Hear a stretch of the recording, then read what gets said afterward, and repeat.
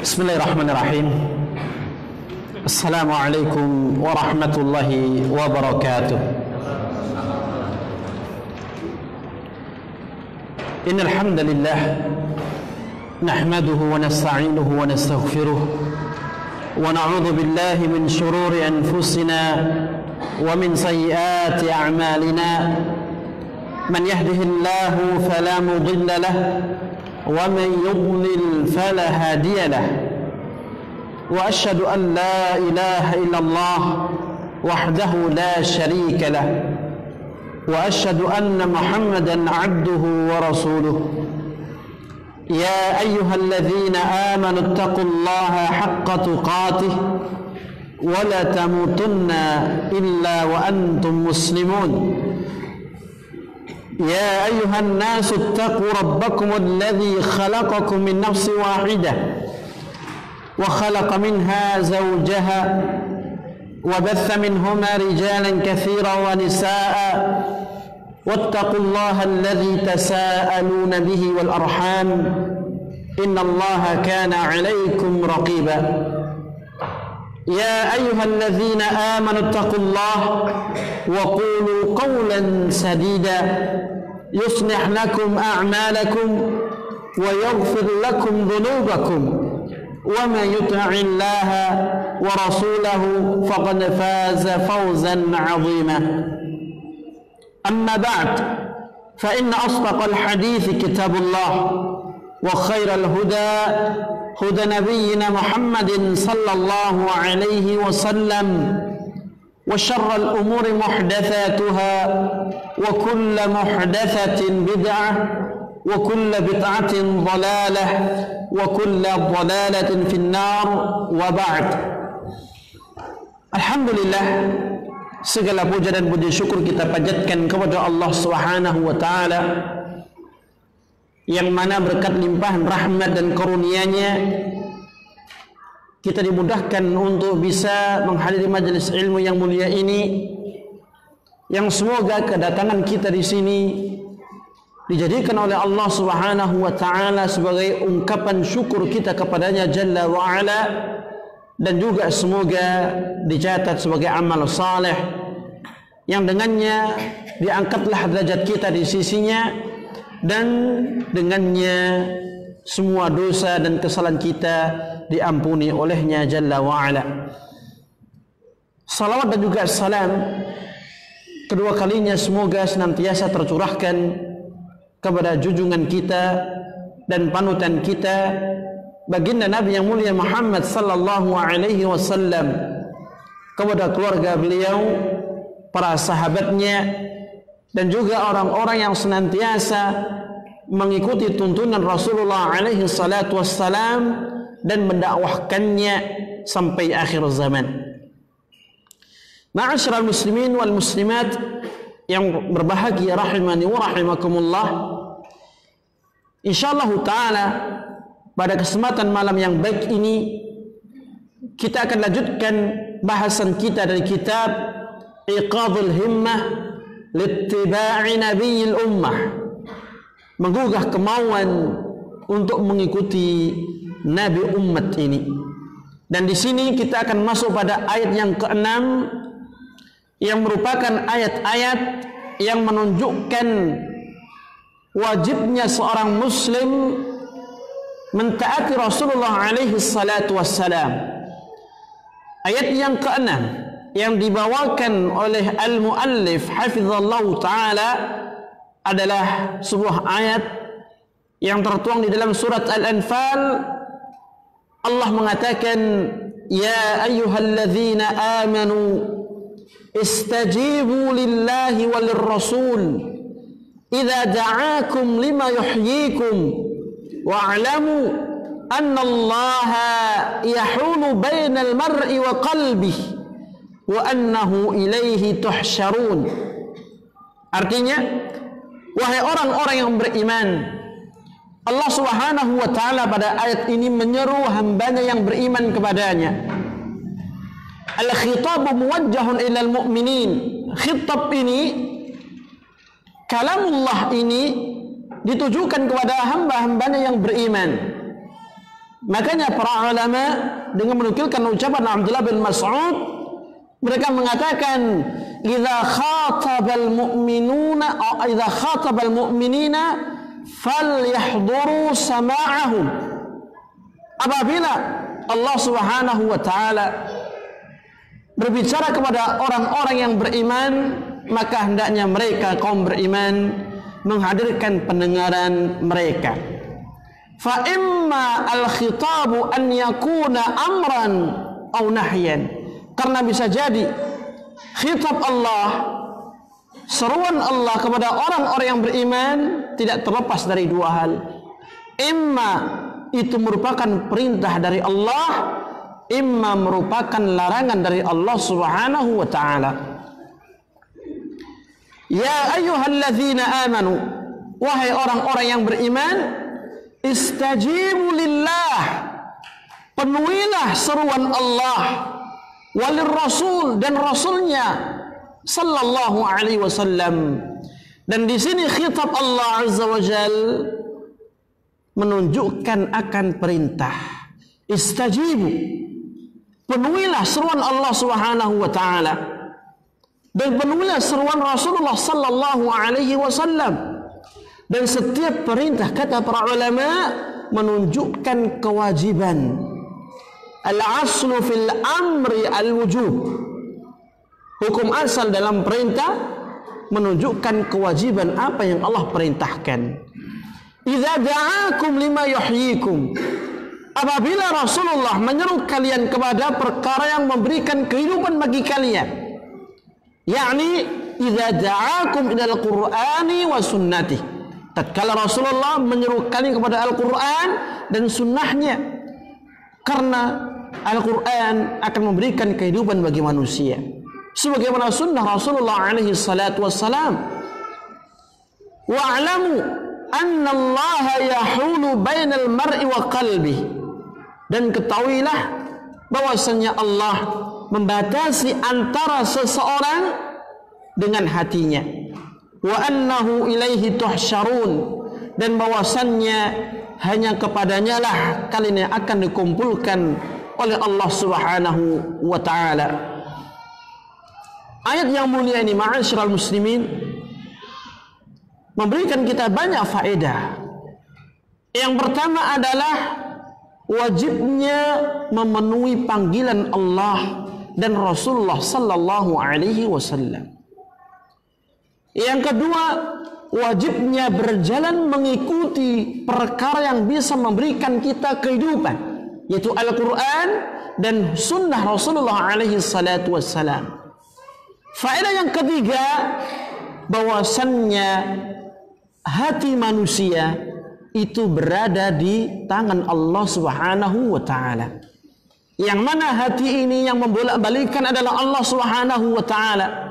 Makanya Allah mengatakan wa annallaha yahulu bainal mar'i wa qalbi. Allah membatasi antara seseorang dengan hatinya. Berapa banyak Allah Subhanahu wa taala menyesatkan hamba-hambanya karena perbuatannya, dan berapa banyak Allah memberikan hidayah karena usaha dia mencari hidayah. Makanya kita diperintah oleh Rasulullah alaihi salatu wassalam di dalam berdoa untuk meminta ketetapan. Ya muqallibal qulub, tsabbit qalbi ala dinik, wa ya musarrifal qulub, sarrif qalbi ala ta'atik. Kemudian faedah yang keempat, ayat ini menunjukkan bahwasannya semua jenis manusia, khususnya hamba-hamba yang beriman, baik yang taat ataupun yang tidak taat kepada Allah dan Rasulnya, akan dikembalikan dan dikumpulkan kepada Allah Subhanahu wa taala, dan di sana akan ditegakkan hisab pada hari kiamat. Jika ada yang bertanya, dari sisi mana pendalilan ayat yang mulia ini untuk menunjukkan wajibnya taat kepada Rasulullah alaihi salatu wassalam? Maka dijawab, tatkala Allah menyeru hambanya yang beriman dengan firman-Nya, istajibu lillahi walir rasul, penuhilah seruan Allah dan Rasulnya, ini menunjukkan wajibnya untuk mentaati Rasulullah sallallahu alaihi wasallam. Karena dalam hal ini Allah menggandengkan wajibnya memenuhi panggilan Allah dengan apa? Wajibnya memenuhi panggilan Rasulnya yang mulia alaihi salatu wassalam. Kemudian di sini dinukilkan ucapan Al-Imam Ibnu Jarir At-Tabari di dalam kitab tafsirnya, maknaha, arti dari ayat ini adalah istajibu lillahi walir rasul, penuhilah ya seruan dan panggilan Allah dan Rasulnya bitta'ah, dengan melakukan ketaatan kepadanya. Idza da'akumur rasulu lima yuhyikum minal haqqi, apabila Rasulullah menyeru kalian kepada perkara yang memberikan kehidupan kepada kalian dari kebenaran ini. Wa badiru ilal istijabati qabla alla tatamakkanu minha, dan bersegeralah kalian untuk memenuhi seruan tersebut sebelum kalian tidak bisa memenuhinya. Bihailulatillahi bainakum wa baina qulubikum allati ta'qiluna biha imma bil maut alladhi katabahu Allahu alaikum. Ketika dikatakan dan bersegeralah kalian di dalam memenuhi seruan dan panggilan Allah dan Rasulullah sebelum ya kalian tidak mampu menjalankannya dan memenuhinya, dengan sebab Allah menghalangi antara kalian dan hati-hati kalian yang dengannya kalian berfikir dengan hati itu. Imma bil mauti alladhi katabahu Allahu alaikum, bisa jadi Allah menghalangi kalian dengan kematian yang Allah takdirkan atas kalian. Aw bima yahullu fiha min az-zayghi wal fasad, atau Allah menghalangi kalian untuk memenuhi panggilan tersebut dengan adanya kesesatan dan kerusakan yang ada pada kalian. Natijata tasharrubiha bil fitani wal ma'asi wal i'radi 'anillahi wa rasulihi, yang merupakan hasil dari ya terserapnya fitnah dan juga maksiat serta berpalingnya dari Allah dan Rasulullah sallallahu alaihi wasallam. Allah mengatakan, kalla bal rana ala qulubihim ma kanu yaksibun. Sekali-kali tidak begitu, bahkan telah menutupi hati-hati mereka perbuatan yang telah mereka lakukan. Apa yang disampaikan oleh Al-Imam Ibnu Jarir At-Tabari rahimahullahu taala sebagaimana dinukilkan di sini menunjukkan kepada kita, kaum muslimin, kaum mukminin, siapapun di antara kita manakala mendapatkan seruan Rasulullah, panggilan Rasulullah sallallahu alaihi wasallam yang berupa perintah atau larangan, maka hendaknya dia memenuhinya sebelum datang sebuah fitnah yang mana Allah membatasi antara dirinya dengan hatinya, yang nantinya dia tidak mampu menjalankan dan melaksanakannya. Oleh karena itu, para sahabat khususnya Abu Bakar As-Siddiq tidaklah meninggalkan satu sunnah pun yang beliau ketahui dari Rasulullah alaihi salatu wassalam kecuali khawatir dia tersesat dan menyimpang dari jalannya yang lurus. Demikian pula Umar bin Khattab, demikian pula anaknya Abdullah bin Umar yang sangat antusias di dalam menegakkan sunnah Rasulullah alaihi salatu wassalam. Demikian pula Uthman dan Ali dan para sahabat yang lainnya, karena mereka sangat memahami arti dan makna sebuah firman Allah, wal yakhshal ladzina yukhalifuna an amrih an tusibahum fitnah aw yusibahum adzabun alim. Hendaknya takut mereka orang-orang yang menyelisihi Rasulullah sallallahu alaihi wasallam akan ditimpa fitnah pada hatinya atau ditimpa azab yang pedih. Oleh karena itu, tidaklah seorang yang sebelumnya mengenal sunnah kemudian tambah jauh dari sunnah kecuali karena tidak bersegera mengamalkan dan memenuhi panggilan Rasulullah sallallahu alaihi wasallam. Kita banyak mendapati sebagian saudara kita yang awalnya mengenal sunnah Akan tapi semakin lama malah jauh dari sunnah. Mengapa demikian? Sebabnya karena tidak bersegera untuk memenuhi panggilan Rasulullah sallallahu alaihi wasallam. Tidak bersegera mengamalkan dan melaksanakan sunnah beliau alaihi salatu wassalam. Sehingga ketika datang fitnah, datang syubhat, maka ia tidak lagi mampu menjalankannya. Justru ia masuk dalam lingkaran yang lain. Kita bisa melihat beberapa dekade yang lalu, beberapa artis yang terkenal yang seolah-olah dia betul-betul kuat di atas manhaj salaf. Akan tetapi apa yang terjadi? Di tengah perjalanannya menyimpang ke manhaj yang lain. Dan ini yang kita khawatirkan. Di dalam kita menjalani kehidupan kita, jangan sampai kita meninggalkan sama sekali sunnah-sunnah Rasulullah sallallahu alaihi wasallam yang sudah kita ketahui.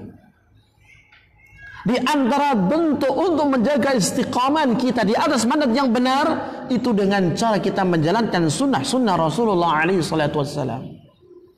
Manakala kita meninggalkan sunnah tersebut, maka sebesar itu pula kita menjauh dari manhaj tersebut.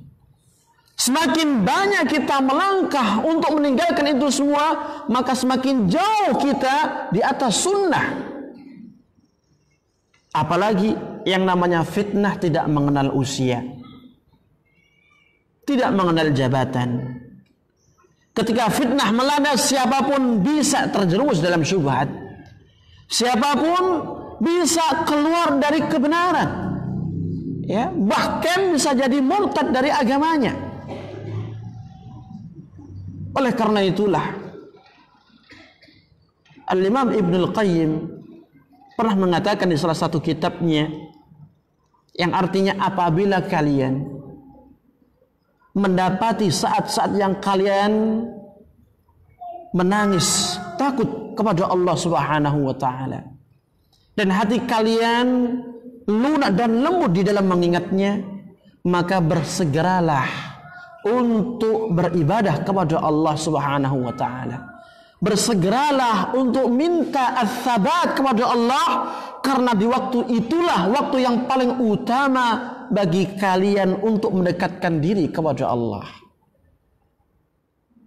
Ini ucapan Al-Imam Ibnul Qayyim yang merupakan nasihat bagi kita semuanya. Belum tentu ya kita sering berjalannya waktu kita terus di atas keistiqamahan iman kita stabil, belum tentu. Sebagaimana belum tentu kita ya di setiap detik dan jamnya selalu mengingat Allah, menangis karena Allah, belum tentu. Oleh karena itu ketika kita mendapati kesempatan emas ini, kata beliau, jangan disia-siakan. Jadikan ini kesempatan emas untuk beribadah dan meminta ketetapan dari Allah Subhanahu wa taala agar diberikan keistiqamah di atas manhaj yang benar.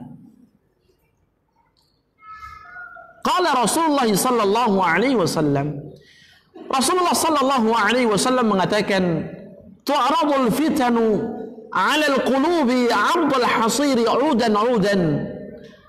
Fitnah akan ditampakkan, dihamparkan kepada hati-hati manusia sebagaimana dihamparkannya tikar seutas demi seutas. Fa ayyu qalbin ankaraha nukitat fihi nuktatun bayda. Maka hati mana saja yang mengingkari fitnah dan kemungkaran itu akan diberikan titik putih padanya. Wa ayyu qalbin ushribaha nukitat fihi nuktatun sauda. Dan hati manapun yang menyerap fitnah tersebut, tidak mau mengingkari fitnah dan kemungkaran yang ada, maka akan diberikan titik hitam pada hatinya. Hatta yasiral qalbu ala qalbain, sampai-sampai hati ini menjadi dua bagian. Abyadu mithla safa la tadurruhu fitnatun ma damat as-samawati wal ard, wal akharu aswadu marbatun kal quzil mujakhiya wa amala kaffahu la ya'rifu ma'rufan wala yunkiru munkaran illa ma ushriba min hawah. Kata Nabi yang mulia alaihi salatu wassalam, yang satu, hati itu menjadi putih, kokoh, seperti batu safa, yang tidak goyah sama sekali karena mengingkari kemungkaran, dan tidak memudaratinya satupun fitnah selama masih ada langit dan bumi. Adapun bagian yang lain, hati yang kedua, hati yang hitam, yang taubahnya seperti cangkir yang dibalikkan, dan Nabi dengan mengisyaratkan dengan kedua atau dengan telapak tangannya, la ya'rifu ma'rufan wa la yunkiru munkaran illa ma ushriba min hawa. Yang mana hati yang hitam kelam ini tidak lagi mengenal mana yang baik, mana yang ma'ruf, mana yang mungkar, dan mana yang jelek, kecuali apa yang diinginkan oleh hawa nafsunya. Hadis yang mulia ini menunjukkan kepada kita, ma'asyiral muslimin, betapa dahsyatnya ketika fitnah itu melanda. Siapapun bisa kena. Hati manapun yang tidak mengingkari, niscaya dia akan menjadi hitam kelam, dan akhirnya dia keras, tidak lagi mampu membedakan mana baik, mana buruk, mana ma'ruf, mana mungkar. Adapun hati yang masih mengingkari kemungkaran yang ada, kejelekan yang ada, dan tidak terjun dan masuk di dalamnya, maka hati ini hati yang putih, yang mendapat perlindungan dan penjagaan Allah Subhanahu wa taala, sehingga tidak memudarati satupun fitnah dan syubhat yang ada sampai hari kiamat. Di antara faedah yang terkait dengan permasalahan ayat yang ke-6 ini adalah hendaknya seorang bersegera mentaati Rasulullah sallallahu alaihi wasallam sebelum datang fitnah yang bisa menjadikan hati seorang keras dan mati, sehingga tidak lagi melihat mana yang ma'ruf, mana yang mungkar. Fahadzal qalbu alladhi syabbahahu Rasulullah sallallahu alaihi wasallam bil quzi al mujakhi huwa al qalbu alladhi hila bainahu wa bainal istijabah lillahi wat taufiq li ta'atihi. Kemudian dikatakan, hati yang Rasulullah sallallahu alaihi wasallam gambarkan seperti cangkir yang terbalik itu adalah hati yang Allah halangi antara orangnya, antara hati itu dengan memenuhi panggilan Allah. Allah halangi dari mendapatkan taufik untuk menjalankan ketaatan kepadanya subhanahu wa ta'ala. Dan ini yang kita wanti-wanti. Seperti yang kita sampaikan tadi, jangan sampai ketika kita mendapati sunnah, mengetahui sunnah, mengenal sunnah, kita berlenggang kangkung, tidak bersegera untuk mengamalkan, untuk menjalankan dan melaksanakan sunnah itu. Khawatir apa? Allah akan menghalangi hati kita dari menjalankan hal tersebut, baik itu dengan fitnah, syubhat, atau yang lainnya. Wa hadza i'dzarun min Allah azza wa jalla ila jami'il mukallafin. Dan ini adalah peringatan dari Allah Subhanahu wa taala kepada seluruh hamba yang mukallaf, dari manusianya maupun dari jinnya. Faman a'rada 'anil istijabati lahu subhanahu wa li rasulih sallallahu alaihi wasallam, maka siapapun yang berpaling dari memenuhi panggilan Allah dan Rasulnya, falam ya'mal bit ta'ah, tidak mau melakukan ketaatan, wa yajtanibul ma'siyah, dan menjauhi maksiat, fahila bainahu wa baina qalbi, maka akan dihalangi antara dirinya dengan hatinya, fala yalumanna illa nafsah, walhasil janganlah ia mencela kecuali dirinya sendiri. Semua itu tergantung pada amal perbuatan yang kita lakukan. Tidaklah Allah menyesatkan hamba-hambanya kecuali karena perbuatan mereka. Sebagaimana tidaklah Allah memberikan hidayah kecuali karena usaha yang dikerahkan untuk menggapai hidayah. walladzina ihtadaw zadahum hudaw wa atahum taqwahum walladzina jahadu fina lanahdiyannahum subulana. Fal-insan yu'radu 'anil istijabati lillahi wa li rasulihi fi badihi amrihi ma'a tahayyu'ihi asbabiha wa tamakkunihi minha fala yalbath illa waqad hila bainahu wa baina qalbi fala yuwaffaq lil istijabati walau aradaha dzalika bi syu'mil i'rad sabiq. Qala ta'ala falamma zaghu azagha Allahu qulubahum wa qala ta'ala fi qulubihim maradun fazadahumullahu marada.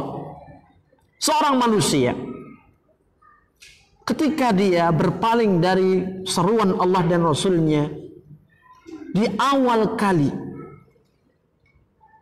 ya, padahal sudah memungkinkan bagi dia untuk bisa memenuhi panggilan tersebut,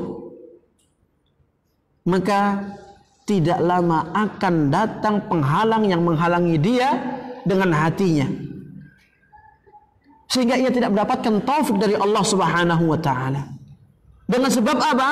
Berpalingnya dia di awal kali, di saat-saat yang memungkinkan bagi dia untuk menjalankan ketaatan tersebut. Falamma zaghu azaghallah. Tatkala mereka menyimpang, Allah simpangkan sekalian. Fi qulubihim marad fazadahumullahu marada. Di dalam hati mereka ada penyakit dan Allah tambahkan penyakit tersebut. Ada sebuah cerita. Di zaman Rasulullah alaihi salatu wassalam, ada seorang yang bernama Ash'ath, yang mana ini merupakan teman dekatnya Abbas bin Abdul Muttalib, paman Nabi yang mulia alaihi salatu wassalam. Yang keduanya merupakan sahabat paling dekat dan mitra dalam perdagangan. Di suatu hari dia berdagang dekat Ka'bah bersama Abbas. Sambil dia menjual barang dagangannya, melihat Rasulullah sallallahu alaihi wasallam datang ke Ka'bah sedang salat. Maka Ash'ath mengatakan, "Ngapain ini?" Bertanya kepada Abbas. Dia menjawab, "Muhammad lagi salat." Kemudian datang lagi istrinya Khadijah. Ash'ath kembali bertanya, "Siapa perempuan ini?" Dia istrinya Khadijah. "Lagi ngapain?" "Sedang salat." Datang lagi Ali bin Abi Thalib, mengikuti Nabi salat. Ash'ath kembali bertanya, "Lah siapa anak kecil ini?" Dikatakan sama Abbas, "Ini sedang salat sebagaimana Muhammad menjalankan salat." Itu masih di awal-awal Rasulullah di Mekah, belum hijrah ke kota Madinah. Di saat itu Ash'ath tidak mau beriman kepada Rasulullah, padahal sudah mengetahui kebenaran melalui Abbas dan melihat langsung Rasulullah sallallahu alaihi wasallam beribadah kepada Allah menghadap Ka'bah. Ketika dia berpaling, tidak bersegera untuk menjemput hidayah, beriman kepada Rasulullah, apa yang terjadi? Allah sibukkan dirinya dengan dunia, dengan perdagangan. Sampai-sampai ketika Fathu Makkah, ditaklukkannya kota Makkah, datanglah Ash'ath kepada Rasulullah sallallahu alaihi wasallam mengumumkan keislamannya. Sambil menangis, sambil jatuh ke pangkuan Rasulullah sallallahu alaihi wasallam. Dan Nabi mengatakan, "Ya Ash'ath, al-Islamu yahjubu ma qablah." Wahai Ash'ath, Islam itu akan menutup seluruh apa yang ada sebelumnya, akan diampuni oleh Allah dosa-dosamu. Apa jawab dia? "Bukan ini ya wahai Rasulullah yang aku sesalkan. Bukan ini yang membuat aku nangis sampai sekarang ini. Yang membuat aku nangis dan menyesali perbuatanku adalah suatu hari dahulu ketika aku melihat Anda berserta Khadijah dan Ali sedang salat menghadap Ka'bah, seharusnya aku bisa menyebut hidayah, beriman kepada engkau dan menjadi penolong dakwah ini, menjadi 5 dari 4 sahabat yang sudah masuk Islam. Akan tetapi terhalangi olehku kesombongan, kecongkakan dan dunia." Apa korelasi antara kisah ini dengan bahasan kita? Korelasinya adalah ketika seorang tidak bersegera untuk menjemput kebaikan. Di waktu itu akan datang penghalang, akan datang fitnah yang justru menjauhkan dia dari kebaikan tersebut. Demikian pula kita di dalam menjalankan ketaatan kepada Rasulullah alaihi salatu wassalam harus bersegera. Manakala kita mendapati ilmunya, mendapati sunnahnya, jangan sampai ditunda-tunda. Karena kita khawatir fitnah itu akan menjadi penghalang bagi kita. Akan datang berbagai macam syubhat pun juga akan apa? Antri untuk menghampiri hati kita. Belum lagi dunia menyibukkan kita. Berapa banyak di antara kita yang meninggalkan ibadah-ibadah hanya karena dunia. Berapa banyak di antara kita yang meremehkan menuntut ilmu agama hanya karena dunia. Padahal kalau kita mengetahui keutamaan ibadah, keutamaan menuntut ilmu jauh lebih baik daripada dunia seisinya. Bagaimana tidak? Kita semua yang ada di sini, yang belajar ilmu agama di rumah Allah Subhanahu wa taala, malaikat-malaikat Allah pada berdatangan di sini menaungi kita semuanya, dan seluruh makhluk yang ada di jagat raya ini memintakan ampun kepada Allah Azza wa Jalla. Salat 2 rakaat yang merupakan ibadah sunnah, 2 rakaat sebelum subuh. Apa kata Nabi? Khairun minad dunya wa ma fiha. Lebih baik daripada dunia dan seisinya. 2 rakaat. Akan tapi apa yang kita lakukan? Kita begadang sampai larut malam, sampai sibuk untuk menghitung ini untung, ini rugi, dan semuanya dunia. Akan tapi bagaimana kita mendapati pagi kita? Tidak bisa bangun sama sekali. Bangun-bangun ketika sudah qamat, syukur masih ya. Apalagi kalau sudah apa? Buyar jamaahnya. Apalagi kalau sudah terbit matahari, wal'iyadzubillah. Ini yang harus kita evaluasi di dalam kita menunaikan dan menjalankan sunnah-sunnah Rasulullah, khususnya dalam keseharian kita. Kemudian dinukilkan ucapan Al-Imam Ibnul Qayyim, dan ini merupakan ucapan yang patut untuk ditulis dengan tinta emas. Beliau mengatakan, "Fatadammanat hadhil ayatu umuran." Ayat di atas mengandung banyak perkara. Pertama di antaranya adalah annal hayatan nafi'ah innama tahsulu bil istijabati lillahi wa lirasulih. Sesungguhnya kehidupan yang penuh manfaat itu tatkala kehidupan ini dikerahkan untuk memenuhi seruan Allah dan Rasulnya sallallahu alaihi wasallam. Itu baru kehidupan yang hakiki seorang manusia. Bukan kehidupan yang sekedar melampiaskan hawa nafsu, keinginannya. Wa ya'kuluna kama ta'kulul an'am wan naru mathwan lahum. Allah katakan kepada orang-orang kufar, mereka hidup di dunia ini hanya sekedar makan, minum, bersenggama dengan keluarganya, istrinya. Sebagaimana binatang pun juga demikian. Tidak ada nilai dan bobotnya sama sekali. Apakah ini kita katakan hidup bermanfaat? Tidak. Kata Imam Ibnul Qayyim, al-hayatun nafi'ah innama tahsulu bil istijabati lillah wa lirrasulih. Kehidupan yang bermanfaat itu manakala kehidupan ini dikerahkan untuk memenuhi panggilan Allah dan Rasulullah sallallahu alaihi wasallam. Adzan. Baik, adzan dulu. Monggo Pak Bos.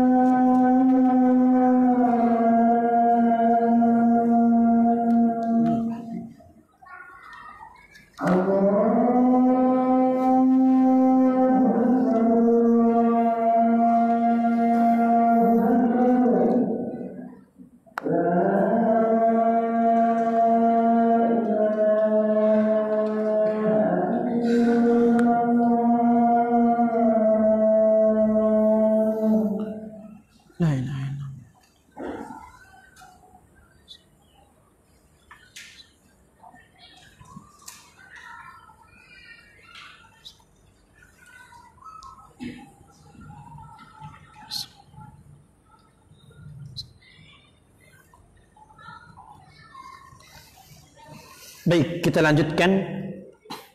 Kemudian Al-Imam Ibn Al-Qayyim rahimahullah ta'ala mengatakan, "Faman lam tahsul lahu hadhihi al-istijabah fala hayata lah." Maka siapapun yang tidak mengerahkan seluruh kehidupannya untuk memenuhi seruan itu, seruan Allah dan Rasulnya, maka hakikatnya dia tidak memiliki kehidupan yang hakiki. Wa in kanat lahu hayatun bahimiyatun mushtarakah bainahu wa baina ardhal hayawanat. Sekalipun ya secara hissi, secara zahiriyah dia punya kehidupan, namun kehidupan sebagaimana kehidupan binatang. Tahu banyak kehidupan binatang yang mana mereka hanya sekedar menjalani kehidupannya makan minum beranak pinak, cari makan minum sampai mati. Orang yang kehidupannya hanya sebatas sini, tidak dikerahkan di dalam memenuhi panggilan Allah dan Rasulnya, itu bukanlah kehidupan, kata beliau. La hayatalah, tidak ada kehidupan baginya. Manusia ini mulia kenapa? Pertama, karena tujuan hidup mereka adalah beribadah kepada Allah. Yang kedua, mulia karena Allah lebihkan daripada makhluk yang lain. Khususnya apa? Binatang. Ketika manusia tidak mau menggapai tujuan hidup, yaitu beribadah kepada Allah, dan tidak mau menggunakan akalnya di dalam mencari kebenaran, maka tidak ada bedanya kehidupan dia dengan kehidupan binatang. Fal hayatul haqiqiyyatu thayyibah hiya hayatu man istajaba lillahi war rasul zahiran wa batinan. Kehidupan yang hakiki, kehidupan yang baik, itu adalah kehidupan orang yang memenuhi panggilan Allah dan Rasulnya, baik secara lahiriah maupun batiniyah. Fahaula humul ahya wa in matu. Maka mereka ini, orang-orang yang memenuhi panggilan Allah dan Rasulnya, itu adalah orang-orang yang selalu hidup walaupun sudah mati. Wa ghairuhum amwat wa in kanu ahya'ul abdan. Adapun selain mereka yang kehidupannya bukan untuk memenuhi panggilan Allah dan Rasulnya, itu hakikatnya mati semua. Sekalipun lahiriah mereka hidup dengan apa? Badan-badan mereka. Tidak ada maknanya kehidupan mereka ketika mereka meninggalkan seruan Allah, seruan Rasulullah sallallahu alaihi wasallam. Bahkan sampai ada seorang ulama yang dalam hal ini menjelaskan akan hakikat urgensi dan pentingnya seorang belajar ilmu agama. Dikatakan wa fil jahli qabla al mauti mautun li ahli wa ajsamuhum qabla al quburi quburu wa arwahuhum fi wahsyatin min jusumihim wa laysa lahum hatta an-nusyuri nusyuru. Di dalam kebodohan itu terdapat kematian sebelum kematian yang sesungguhnya.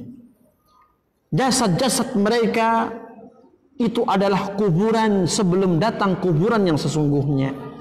Ruh-ruh mereka berada di kehampaan dan keterasingan dari jiwa dan raga mereka, sehingga tidak layak bagi mereka untuk dibangkitkan kembali di hari kebangkitan. Maksudnya apa di sini?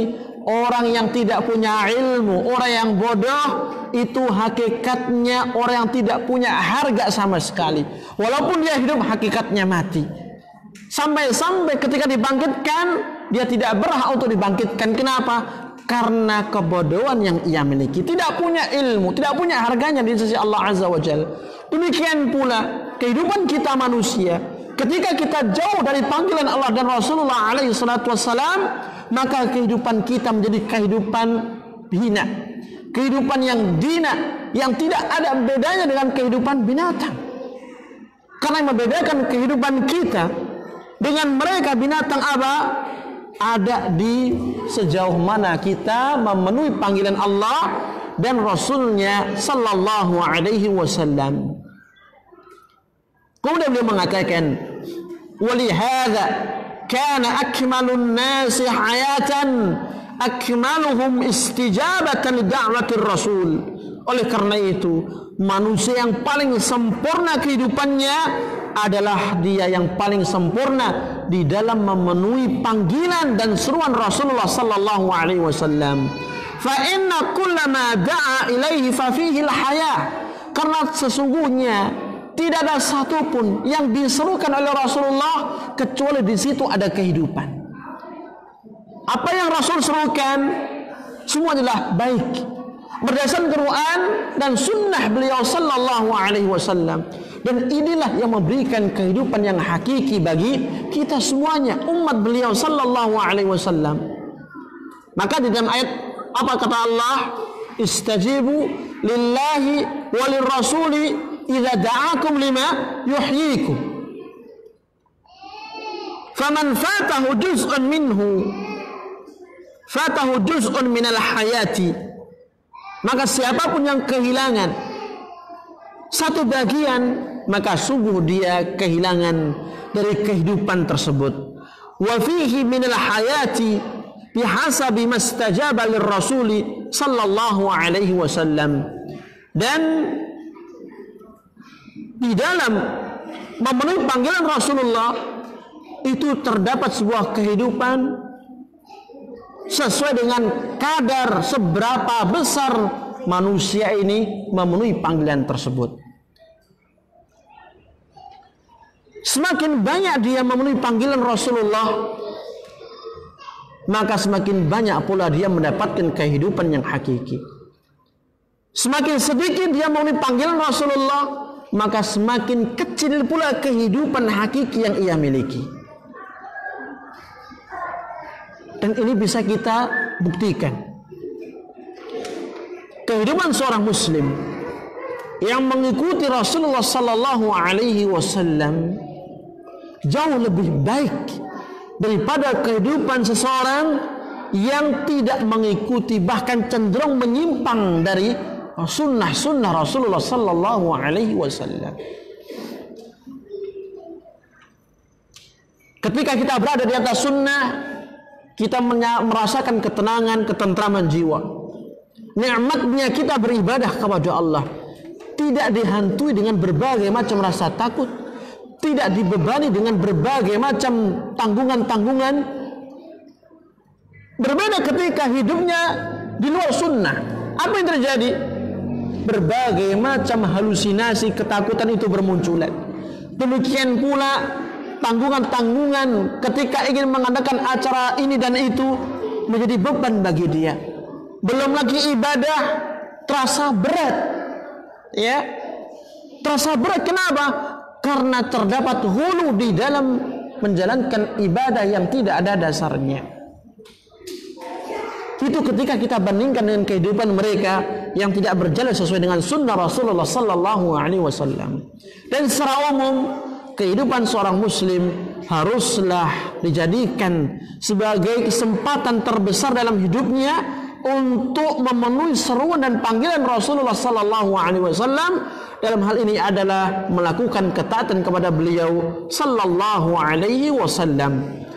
Kemudian dikatakan pada lanjutan ayat, wa'lamu annallaha yahulu bainal mar'i wa qalbihi.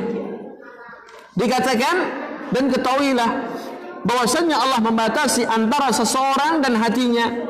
Al-masyhuru fil ayah.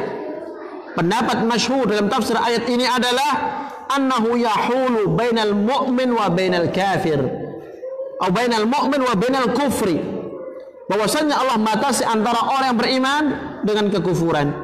Wa bainal kafir wa bainal iman. Allah membatasi dari orang kafir, ya, antara orang kafir dari keimanan.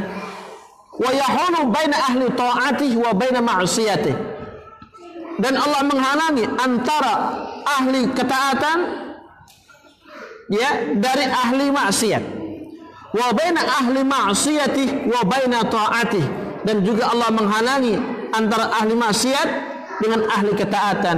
Wa hadza qalu Ibnu Abbasin wa jumhurul mufassirin. Dan ini ucapan Ibnu Abbas dan juga jumhur ulama ahli tafsir.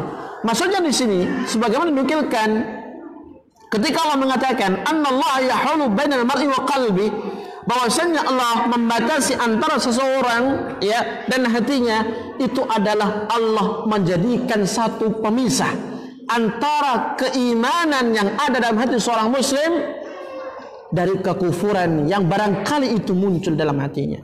Sebaliknya Allah yang membatasi antara orang kafir dengan keimanan kepada Allah dan Rasulnya. Sebagaimana pula Allah membatasi antara ahli taat dari maksiat. Maksiat dengan berbagai macam bentuknya. Sebaliknya Allah juga membatasi antara pelaku maksiat dari ketaatan-ketaatan yang beragam banyaknya. Itu semuanya di tangan Allah Subhanahu wa taala. Dan ini menjadi peringatan bagi kita sebagaimana disebutkan tadi, i'dzaran minallah, ketika seorang berlama-lama atau menunda-nunda di dalam memenuhi panggilan Rasulullah sallallahu alaihi wasallam, khususnya dalam menjalankan ketaatan kepadanya. Jangan sampai ada kesempatan dia meninggalkannya. Jangan sampai ada fursah kemudian dia mengacuhkannya, sehingga akan datang fitnah ba'dal fitnah. Fitnah setelah fitnah yang menghalangi dirinya dari melakukan ketaatan tersebut. Kemudian dibawakan sebuah riwayat dari Abu Sa'id Ibnu Ma'la radhiyallahu anhu, dia mengatakan, kuntu usalli famarra bi Rasulullah sallallahu alaihi wasallam. Suatu hari aku salat, dan hadis ini dikeluarkan oleh Imam Ahmad rahimahullahu taala dalam musnadnya. Tatkala aku salat, Rasulullah melewati, yaitu lewat, ya, fada'ani, lantas Rasul pun menyeruku. Falam ati, dan aku pun tidak langsung mendatangi Rasulullah. Hatta sallait, sampai aku menyelesaikan salatku. Thumma ataitu, baru kemudian aku mendatangi beliau. Faqal, lantas Rasulullah pun mengatakan, ma mana'aka an ta'tiyani, apa yang menghalangimu dari kamu datang kepadaku setelah aku panggil?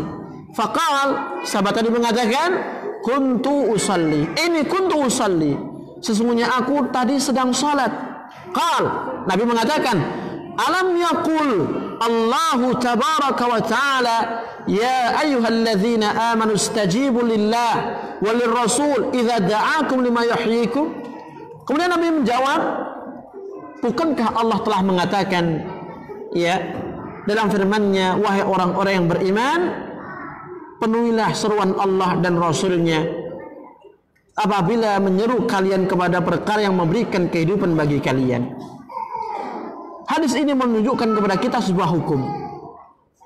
Dan sebagian ulama mengatakan, ketika hukum ini diamati, maka itu kembali kepada kekhususan Nabi yang mulia sallallahu alaihi wasallam.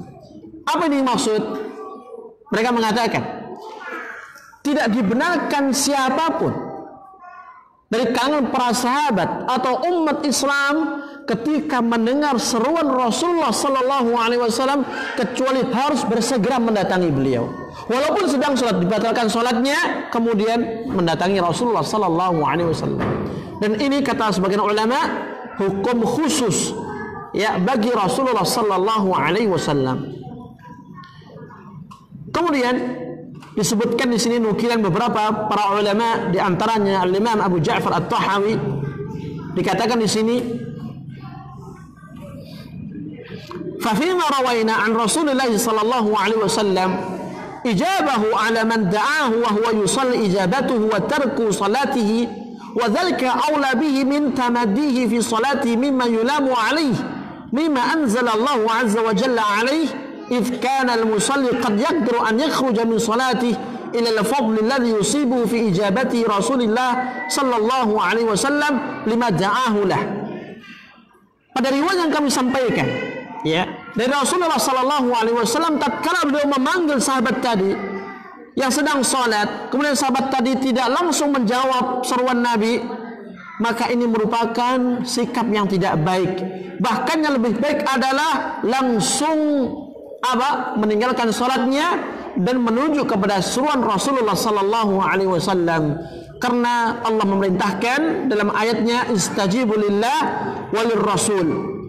Kemudian dikatakan oleh Ad-Dawudi, walladzi ta'awwala al-qadiyani Abdul Wahhab wa Abu al-Walid anna ijabata an-nabi sallallahu alaihi wasallam fi salati fardun ya'si al-mar'u bi tarkihi wa annahu hukmun yakhtassu bin nabi sallallahu alaihi wasallam.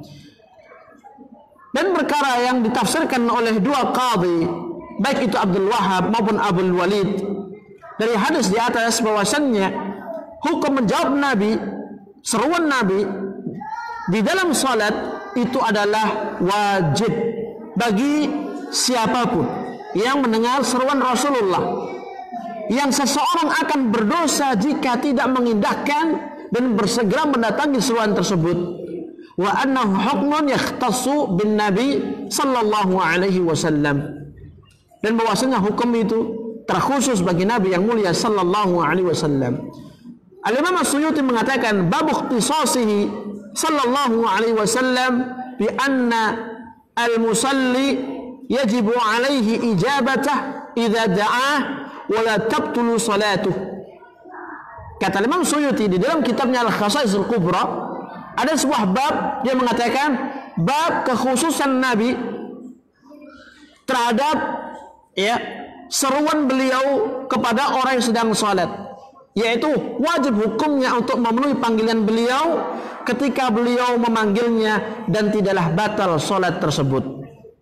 Intinya di sini adalah kalau seandainya dalam keadaan salat saja Nabi menyeru fulan, itu hukumnya wajib untuk bersegera mendatangi Rasulullah dan meninggalkan salatnya. Apalagi ketika seorang di luar salat, maka hukumnya bin babi aula, lebih wajib lagi dalam masalah ini.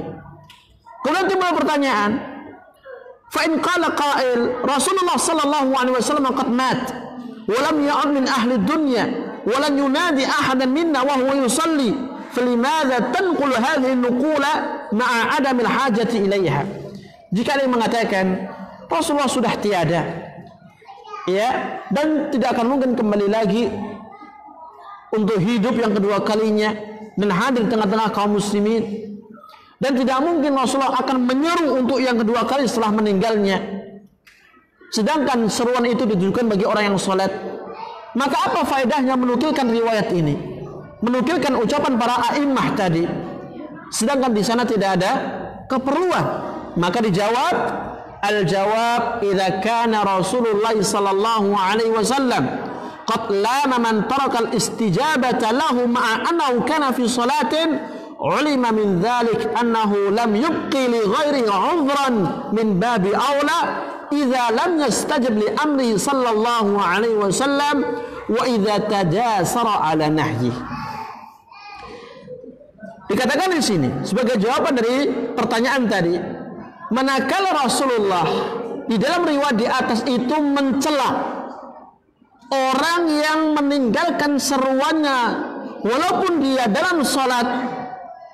Dari sini diketahui bahwasannya tidak ada alasan sama sekali bagi selain orang yang salat, ya, untuk meninggalkan seruan Rasulullah dalam perintahnya atau meninggalkan larangannya.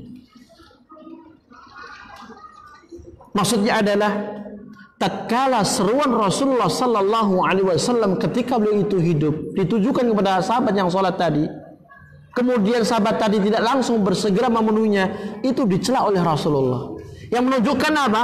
Haramnya perbuatan tersebut. Lantas bagaimana dengan orang-orang yang tidak berada dalam salat?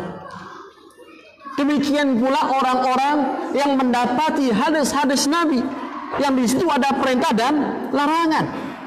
Maka siapapun yang tidak bersegera untuk memenuhi panggilan Rasulullah dalam perintahnya, maka itu lebih tercela lagi. Sebagaimana seorang tidak mengindahkan larangan Rasulullah, ya, setelah beliau wafat pun juga termasuk kategori tercela. Jadi inti dari ayat yang ke-6 ini, ma'asyiral muslimin, yang dibawakan sebuah ayat dalam surat Al-Anfal adalah wajibnya kita bersegera untuk memenuhi panggilan Rasulullah dan seruan Rasulullah sallallahu alaihi wasallam melalui hadis dan sunnah-sunnah beliau sallallahu alaihi wasallam sebelum datangnya sebuah penghalang yang berupa fitnah, syubhat ataukah kematian. Demikian bisa kita kaji. Wallahu taala a'lam bissawab. Wa akhiru da'wana alhamdulillahi rabbil alamin. Subhanakallahumma bihamdika asyhadu an la ilaha illa anta astaghfiruka wa atubu ilaik. Wassalamu alaikum warahmatullahi wabarakatuh.